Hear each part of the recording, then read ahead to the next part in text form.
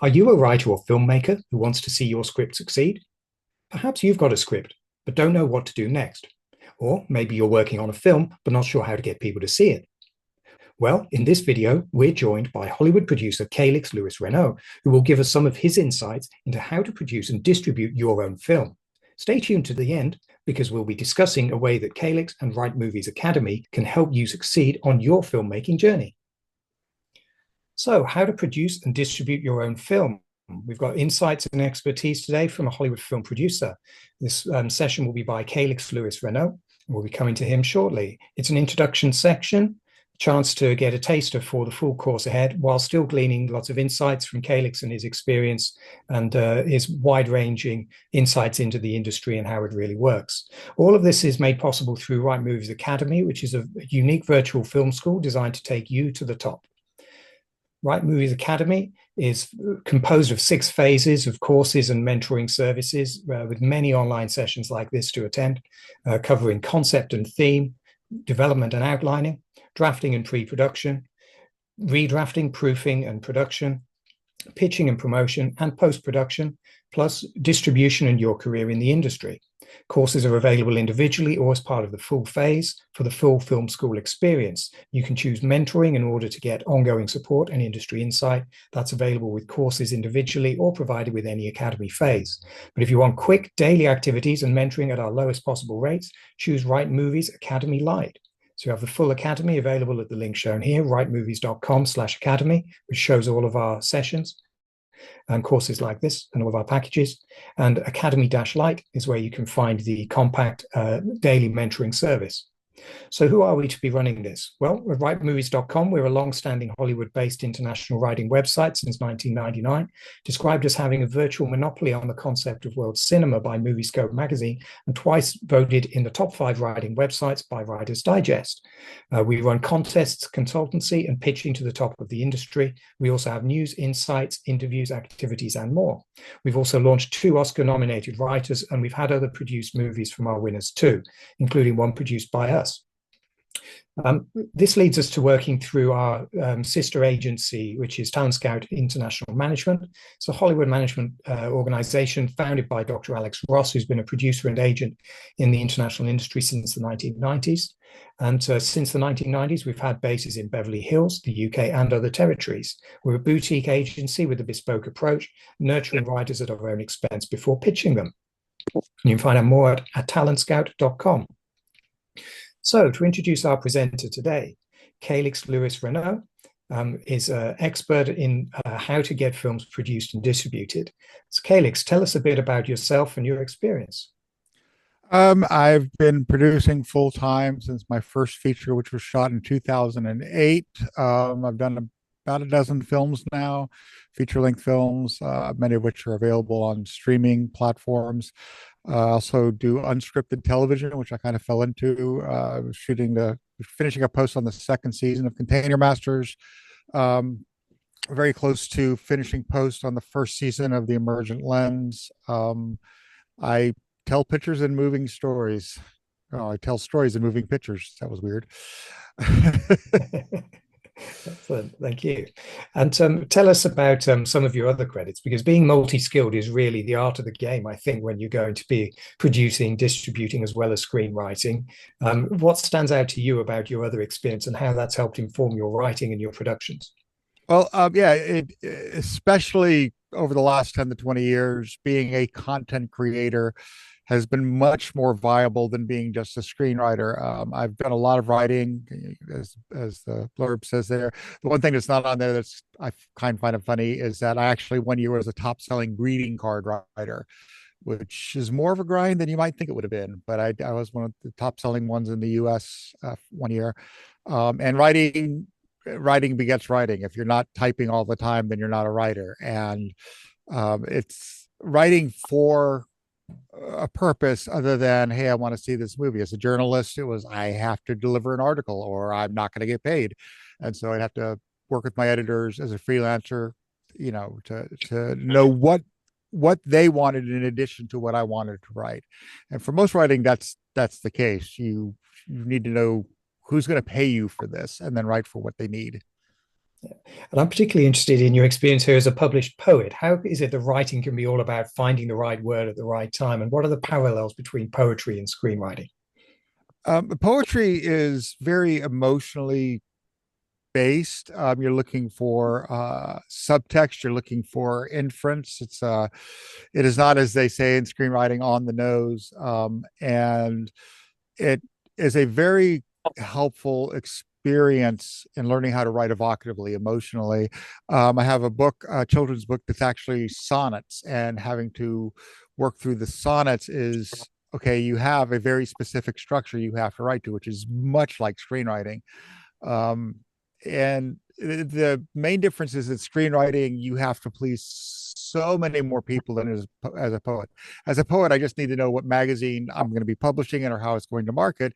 And I just have to make the editor happy and then the final audience happy. And in screenwriting, so much more technical stuff that has to be done while still remaining evocative. So poetry can help you write evocatively and what's the word? See, I can't even think of the word. Uh, Economically, rather than Seeing knowing how to use the word. And that's good for that because you need that in screenwriting.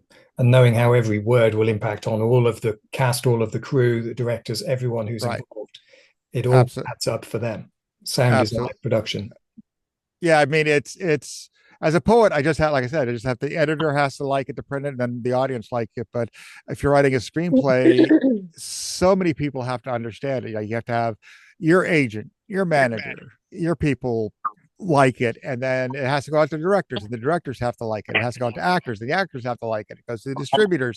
The distributors say, "Hey, we're going to put money. We're going to distribute this." You go to financiers, and ultimately, all of that is to get to the last audience. But there's so many steps of people you have to enroll and get on board, and they all want different things out of a screenplay. So, thank you. And I've picked out a few key credits of yours here on screen, but help show us or talk us through one that stands out to you as something you're especially proud of.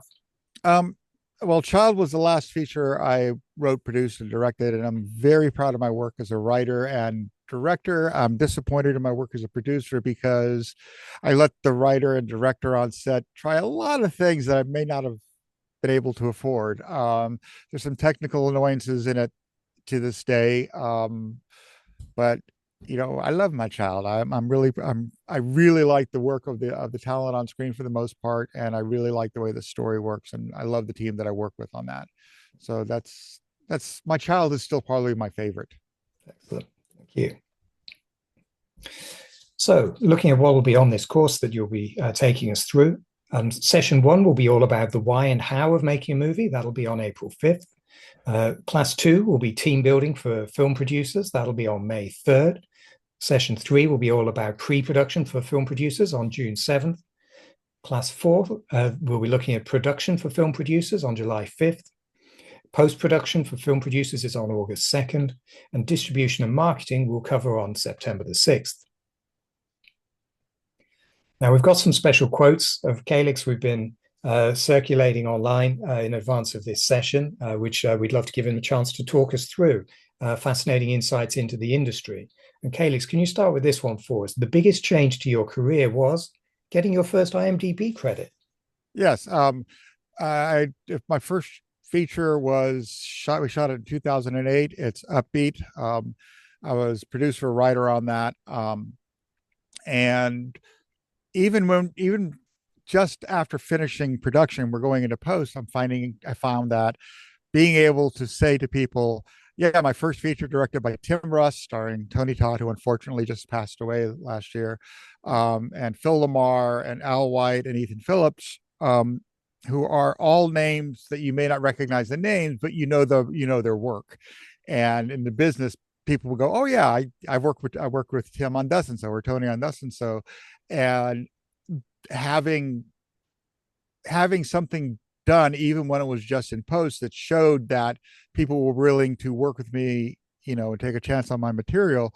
That was the biggest. It was the biggest shift. It changed me from my writing career of selling options, selling ghostwriting, rewrites, collaborations, all that sort of stuff, and nothing ever getting made, to once something got made.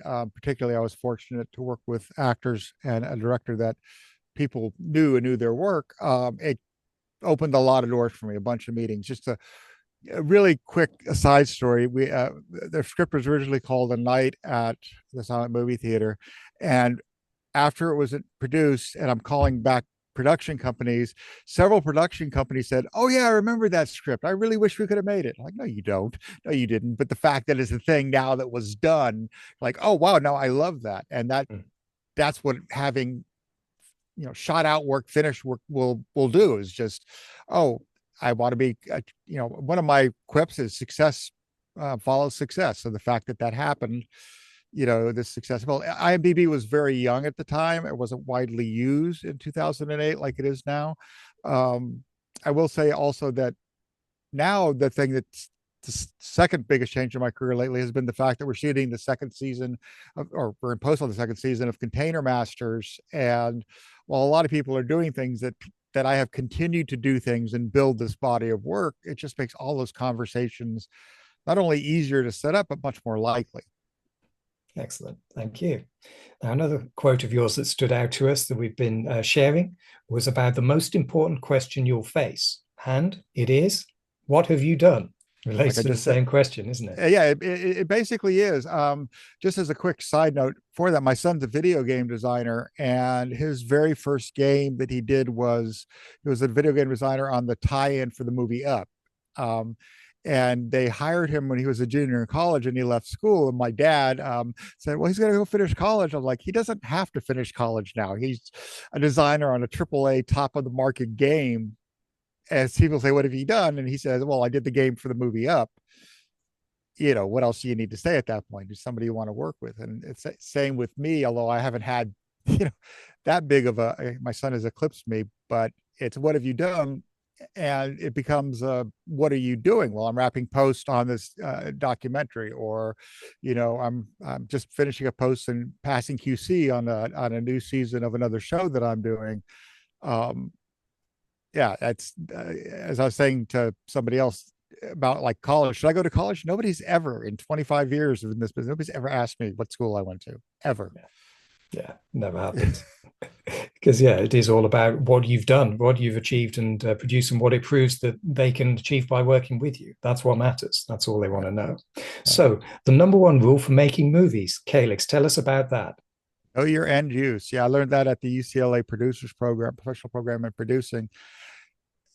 It's, what are you going to do with it? And whether I'm working just as a screenwriter or I'm looking to produce something, I need to know where it's going to go, what it's going to be. Yeah, I have a $50 million Marines in Afghanistan true story war script that I want to make, and that informs, well, I got to find $50 million, and I'm going to need studio distribution for this, and like all the stuff that I'm going to have on it. Yeah, I'm going to shoot in 4K, I'm going to shoot digital, all that sort of stuff. Who am I going to get to shoot it with? I'm going to get the people I know who have worked at that level, all the way down to, I'm getting ready to have a meeting on Monday to produce a short film by a new writer that I'm going to direct for him. That's an entirely different set of people and tools and work that I need to do. And I need to know, the purpose of that is to help the screenwriter have a produced piece of work like we're talking about. So it'll probably go on YouTube, maybe on TikTok, maybe on Facebook, whatever, or Instagram. And so that's a different, like, I don't want to make a 90-minute clip for that, because who's going to watch 90 minutes of an unproven writer on a thing? And so it's really crucial, even as a screenwriter, that you as the business person know, okay, yeah, you want to write that. What are you going to do with it when it's done? And how can you focus on making it something that will do that? Excellent. Thank you. Another exciting quote. We want to find out why you say, I don't work with projects, I work with people. Yeah, I actually learned that in part. I was reemphasized. I was in construction before I moved into filmmaking, and I had the pleasure of working with a guy who's one of the top money managers in Hollywood. And he does stock investments for very famous people and stuff. And he said the same thing. It's like that I've had people bring me projects, in which the script was really cool, but I just didn't feel a vibe with the person, so I wouldn't do it. And I've had people bring me projects. I'm like, okay, yeah, I actually go back to Child. That was a writer I had been friends with for a while, and they said I have the script, and they sent it to me, and I said, okay, love the concept. It's going to need a page one rewrite. You have it had an art heist subplot like that. That means nothing. And I said, but I like you and I like this idea. So I want to work with you. And even though, it took us several months to rewrite the script, we made the movie. I made the movie with her because I like her. And I knew that we had a simpatico about getting it done. I don't, life's too short to work with idiots and annoying people, so I'd rather have, I'm working with a musician right now, a singer I'm developing a project with, and, she needs some work on her vocals, songwriting and stuff like that, but she's Johnny on the spot. She shows up on time, she does the work. And, I've worked with divas. I don't need more divas in my life. So that's, yeah. And often people who are that way don't get very far. Yeah. They're a lot harder to work with, so a lot of people don't want to work with them, as you've just... a quick aside, I have a saying: never be more crazy than your market value has allowed for. If you haven't proven that if you're Jim Carrey, you can be weird and also an asshole sometimes, but none of us are Jim Carrey, so nobody's going to say, yeah, I want to work with you even though you're annoying. It's just not. No. Yeah. Terrific, thank you.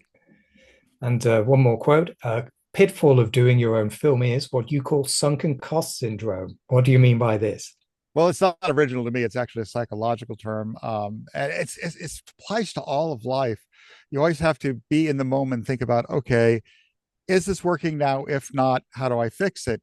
And, the example I was talking about earlier on another session was, you write a short script and you have 10,000 llamas in the first scene. And you're like, I have to have my 10,000 llamas. Okay. It's why you're committed to that emotionally, but does it have to be that? And that goes to the question of everybody mocks producers. Does it have to be this? Does it have to be that? That's a very crucial question, because if it has to be and you can't get it, then you can't make the movie. And as a writer, you have to know what is important, what is crucial. So I was actually thinking the other day, thinking about gendering characters and how to write in such a way that production doesn't feel like a character has to be gendered simply because the writer put it in there. Okay, like there's a clerk at the 7-Eleven and there's thing that you're doing. Does it have to be male, female, whatever? And if you've imagined it in your mind as one role, one actor, and you get somebody entirely differently, what are you going to do? I have a really quick anecdote about that. I don't know if y'all are way too young to have seen the TV show Taxi, but it was Danny DeVito's breakout show, a very funny sitcom. And that role was originally written for more of a Morgan Freeman, type character, stately African-American holding everything together. But Danny DeVito came in just with his energy and everything. He went from from a James Earl Jones to a Danny DeVito, and that's because they were wise enough to not go, well, it has to be James Earl Jones or a James Earl Jones type, because they knew what was essential to it. And making your own movies will help you as a screenwriter to really recognize what is truly essential and what have your sunken cost syndrome, where it's like defending it because you're emotionally attached to it, and you've invested in it, but it's not right anymore. You have to be able to say, okay, even though I've invested, hell, I'm trying to sell a Jeep that I paid $3,500 for, and I'm looking to get 1900 for it, because I'm not going to get the 3,500.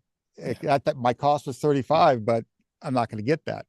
Yeah. So, yeah. And you get emotionally involved, don't you? You want to chase your losses and make them come good. But if you knew now what you thought at the time, or sunken cost syndrome is what makes Las Vegas work. Yeah, definitely true. House always wins. Okay, and one more. We've got Hollywood doesn't buy films; Hollywood buys audiences. What do you mean by this? Yeah, this is something that is subtextual. A lot of people in the business wouldn't necessarily agree with that until they start unpacking, and they go, oh, yeah, that's true.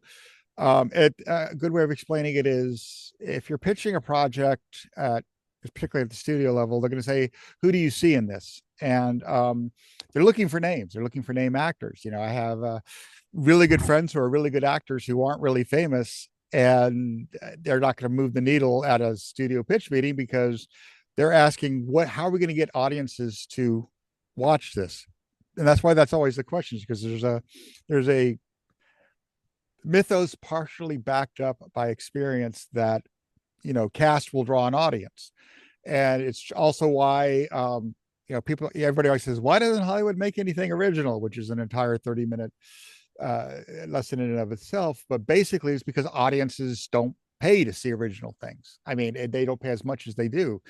That's why in any given year, the top 10, the top 20 grossing movies, like 90 to 95% of them are based on pre-existing IP, intellectual property that are based on books and TV shows and other movies and stuff, because that's what audiences want to see. And the studios are, media makers like us are in the business of providing moving picture stories to audiences. And everything you do, all the go all the way back to know your end use, is like, how do I convince that audience to pay to put their eyeballs on my project? And that's what Hollywood is buying. Hollywood is always looking to support what they're trying to do with as many factors as they can. And if you, again, it's part of the business like approach to this, you know, on top of the creative, is like, okay, yeah, I want to make the show with 10,000 llamas.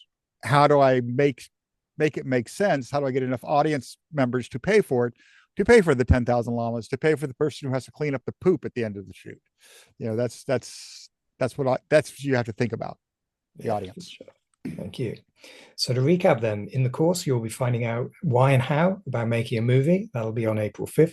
We'll be doing team building for film producers on May 3rd. We'll be doing pre-production for film producers on June 7th. Production for film producers will be July 5th. Post-production for film producers, August 2nd. Distribution and marketing, September 6th.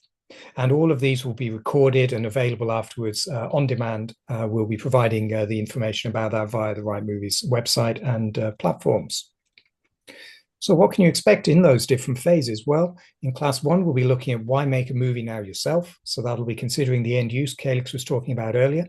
We'll be looking at the crucial steps of production, copyright, trademark, fair use, and so on, because you've got to have all of those nailed before you make it, unless you want someone else to claim all the takings back from you, and much more. In the second session, we'll be looking at team building and working with the right people, and your persona as the CEO of your own career as well. Good insight from Calix coming on that.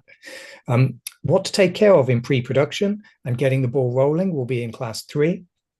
We'll be thinking about sunken cost syndrome in more detail in class 4, all the different ways you invest, whether it's time, energy, or money in your own production, and all of the impacts of doing that if something really isn't working for you. Also talking about recalibrating your script on set. So this is where, in the heat of the moment with your actors and the situation you've got to get to the nub of what makes your scene work and somehow get that out, even if it means sometimes having to change the script or other key details to make it work. In the 5th session, we'll be talking about the stages of post-production. We'll be looking at test screening, reshoots, and how much you learn about writing by editing. And I would also add to that, and any other jobs that relate to filmmaking as well. They all teach you so much about what your screenplay actually amounts to in terms of work for other people, and therefore how to make it as effective as possible for all of them. And we were looking at sales agents and marketing and all the other ways around dealing with distribution in the industry in the 6th session. So, chance now for your questions and answers attending this session live, all about how to produce and distribute your own film. Thanks for taking part. We welcome your questions here. Would anyone like to ask Calix anything, maybe some interesting random questions about his experience, the most exciting things that have happened, seat of the pants experiences would be pretty cool to hear about Calix as well. Well, we know how filmmakers love to talk. Calix, tell us your favorite story from your my God, so many. Actually, I want to go back to work with people, now projects. When I was working construction, the last home that I built was for I worked on was a remodel. Unfortunately, up in the Palisades, so that house is gone. But the guy I was working for was a super nice guy, and he handled. He has a money management company and a brokerage, stock brokerage, and one of his good friends from way back is the guy who produced The Sting and won the Oscar for that. And I got to go to lunch with him because of my friend. And one of the things that he talked about that really resonated with me is that if you've ever done any film work, there are some film sets that are just like nasty places to be. They're chaotic, they're angry, there's arguing, and you just can't wait to get out of there. And there's other film sets where at the end of wrap, everybody's like hugging and crying because you're all family and stuff. And he also mentioned that there are great films and there are terrible films. There's no relationship between the temperature of the set, whether it's happy or angry, and the quality of the film. And he pointed out that once he realized that, he realized I'm gonna be spending a lot of time on sets. I don't want to be in that miserable situation, and that's very important. That's because let's say you're pitching me a project for me to produce for you. Well, first you're going to give me your log line, your quick elevator pitch. And I'm like, okay, I'm interested in knowing more. Okay, now I'm going to invest. I have to invest 5 or 10 minutes to listen to your pitch. And if I like it, then I have to read the script, which is 2 hours to 4 hours to figure it out. And then if I decide to make it, you're talking 2 to 10 years of my life. And I need to know, can I, if you get called into the room for a meeting off of a script, it's not because they want to know more about the script. They just want to know if you're worth spending time with over the next 5 to 7 years. It takes 7 years on average for a studio feature to go from green light, from being picked up to being released. So cool. So, all righty, some questions. We do have some questions in the chat. So from Madeline Fox, what kind of advice would you give to someone without any IMDb credits, i.e. applying for funding, and what will help you stand out? Struggling to get that first credit and how you go about it. Well, making your own thing is a really good way to go about it. Also, working with other people wherever you live on their films, on their projects. And, one of the things that, especially at lower budgets, like I can attract I can hire a 1AC who's been one first assistant camera, someone who's been a second AC. I can say, okay, I can't pay you the full 1AC studio rate, but I can bump you to that credit. And they're like, oh, okay, cool. If I have more 1AC credits, I can get more jobs like that. And the nice thing about this approach of making your own stuff is you make something, you get an IMDb credit. They change what's required for that sometimes. And I have experienced of late working on projects and with people who are like, I can't get it up there. And I go, okay. And I'll go and submit it and it'll immediately pop up because I have that track record on IMDb. I guess they have some sort of algorithm. The IMDb credits are not as important anymore as being able to show people your work in anything other than text. People don't like to read, even less now than they used to.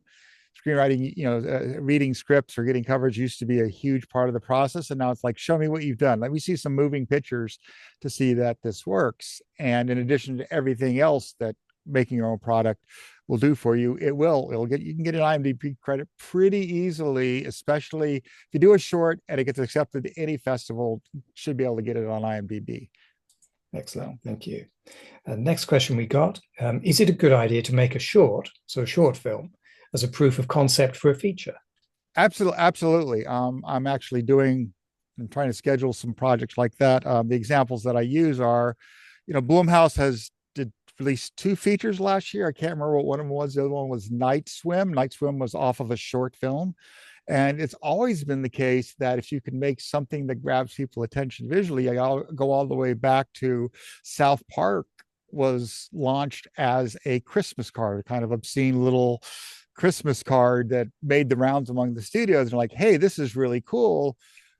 How long has South Park been running now? And they've got to do movies and they got to do Book of Mormon and they got all this stuff off of literally just this wacky little greeting card that they did.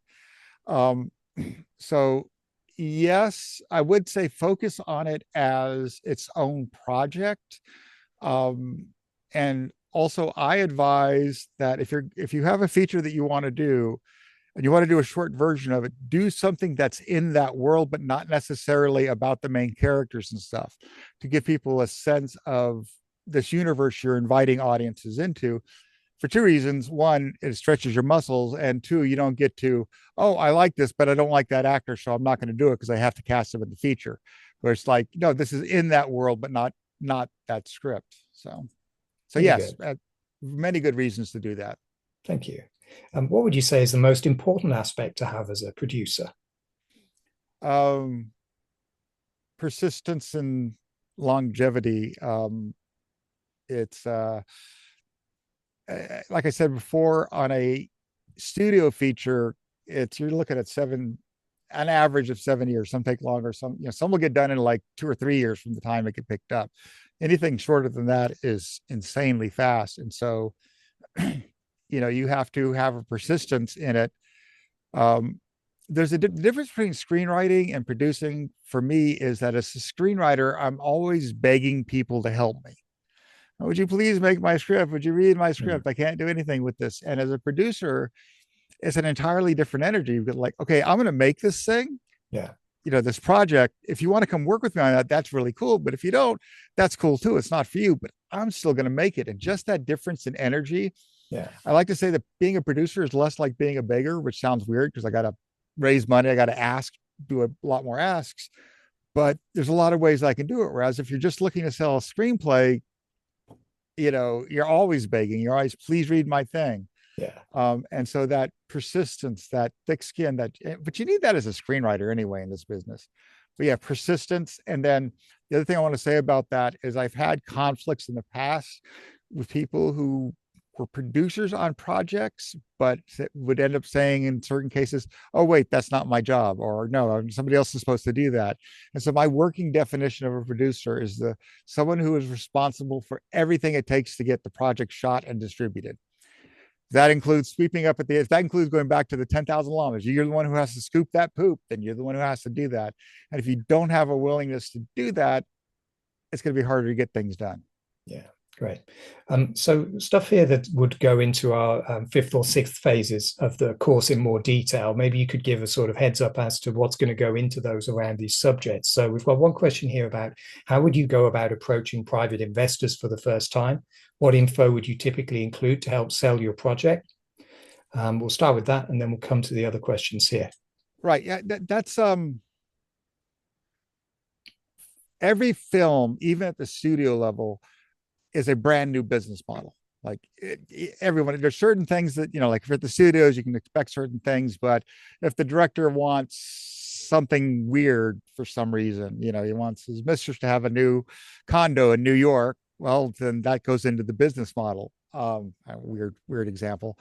But for what you're going to do to start, you're not going to find private equity that you don't know for your first projects, for your first 10 projects. I'm only now getting to the point where I'm moving beyond family and friends. I'm moving beyond people I work with. And that's because I've created such a body of work over the last 10 to 15 years that I can have those conversations.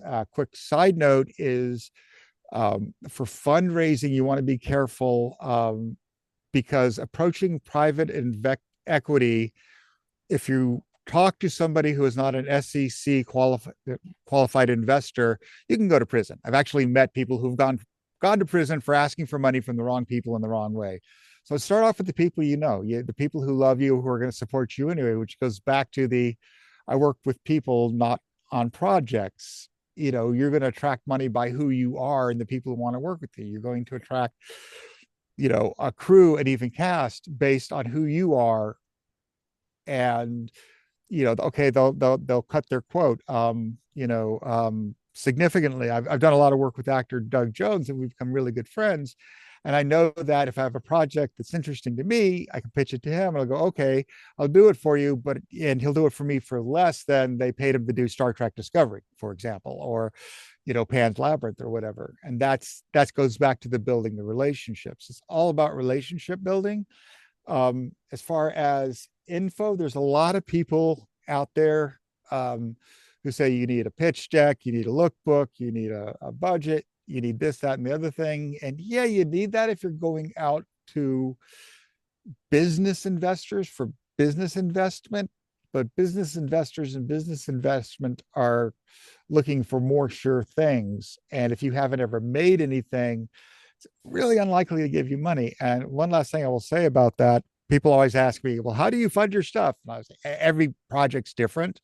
And the key takeaway is I never made anything until I stopped chasing money and just started making things, and that chasing money is a full-time job, but I still have to do it. But, you're kind of putting the cart before the horse if you're looking to make, I want to raise $10 million to make this feature and I've never made anything. Well, good luck. Yeah. So we've got a question here that needs a bit of explanation in terms of an industry term. So it says, how do you go about four-walling a self-produced film, especially in terms of managing the costs of marketing it and getting butts on seats? Yeah, four walling is interesting. It's actually an older term. It still applies. Four walling, for those who don't know, is filmmakers used to be film was on film, and so you had these big reels of film you had to take around. And four walling would be the producer or whoever is taking the song would drive from town to town, find a movie theater, and rent out the space, the four walls around the space, and then sell tickets to it and get an audience in. And hopefully they sell more tickets than they pay for the theater and their expenses, and they move on to the next one. At this point, it's actually okay. So, theater rentals in LA, if I wanted to do a four wall, I'd be probably about $1,500. I could probably find a decent theater for one showing in LA last time I checked.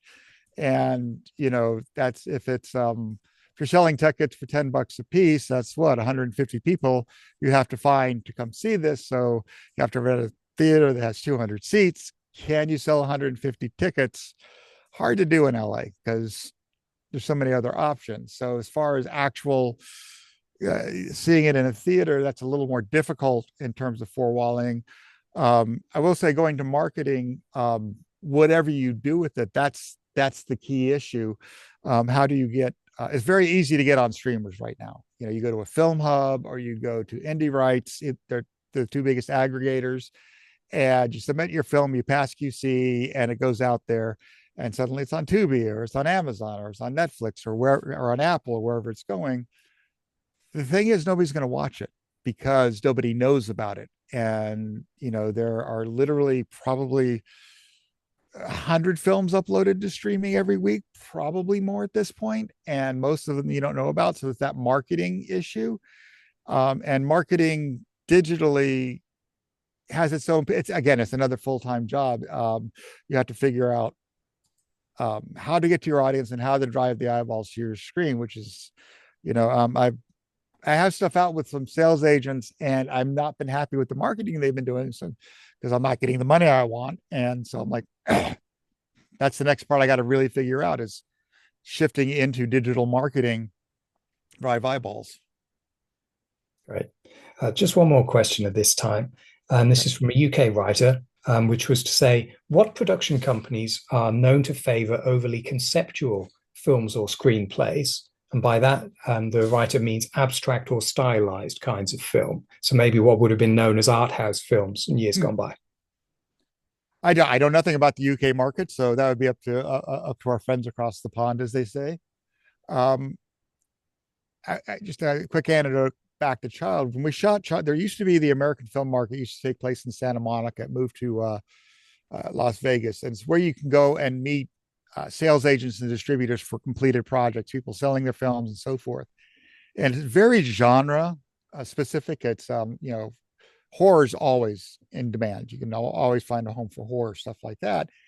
And the producer that I was working with wanted me to go to the market. And I said, okay, it's going to be a waste of time, but if you can give me at least a dozen meetings, I'll go.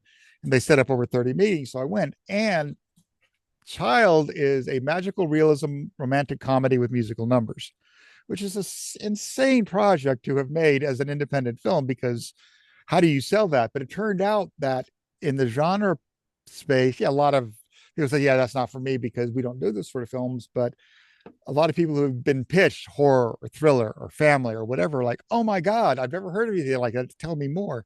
So you can open a door that way. I don't know in the UK. And Yeah, again, I just have many really stories about this on a UK side. It basically is going to come down to how good it is and whether or not you can convince as a person to do it. I was at a screening once in a UK event where someone who'd just been given £20,000, which was a lot of money in those days, to make a short film, had made that's a a lot of short money for film. sure. Yeah, that's Yeah, that's that's a that was lot. funding. So this was in the days before the 2008 financial crash. So he'd made this short film, and none of us watching this could work out where the hell that money had gone. Because although he'd got the best cameras possible at that time, he'd just done constantly wobbly camera, never showing in focus what the purpose of the scene and the action were. The script was loose and elusive. And he then did a talk after this. We were all just staring in bewilderment, really, with a lot of the people in the room who'd funded that movie. And he was saying, yeah, Britain's too small a pond because people don't understand my next project. And he explained what it was. And it was clear that it was not in any way intended for a commercial audience. He thought that was, selling out to try and do things for audiences who'd pay and want to see it. And yet, for some reason, nobody was prepared to give him whatever his budget was to make it. Well, if you're saying you want to make something that's not intended of mainstream audiences, and that somehow that means they don't understand you as funders, Right. why would they give you the money? Because you've Yeah, already told them you're going to lose it, right? right. So A quick aside on that. I used to attend pitch fests, and I developed a habit when somebody would sit down and say, "I've got something that's nobody's ever seen before." I'm like, "I pass. I don't know how to sell something that nobody's ever seen before." There may be smarter people out there than me who can connect that with an audience, but it's brand new that I've never seen a story I've never heard. Like, yeah, pass. yeah. So my advice to people who want to make stuff that's more distinctive, that probably would fall into the art house bracket, prove it works and Yeah. get it into festivals that respond to that. And that's probably how you can develop further from there. There's definitely a good living to be made making movies of a budget of up to $5 million, if they've got a key sort of brand director attached to be the heart of that project. So certainly that can work, but you've got to be the brand if you're going to be doing anything other than traditional style storytelling. But that doesn't mean you can't make it work. It definitely can work. Right. Okay, and that brings us to the end of our session. Thanks everyone greatly for attending and for Thank you your all. Yeah. questions. Thanks hugely to Calix for all his insights and comments during the session. We look forward to your feedback. Feel free to send that to us to academy@writemovies.com. Sign up now to the full course. Really looking forward to getting your inputs into those as well. I've really enjoyed this session here today, and it's the beginning of many to come. So looking forward to that. Thank you all. Yep. Thanks, y'all.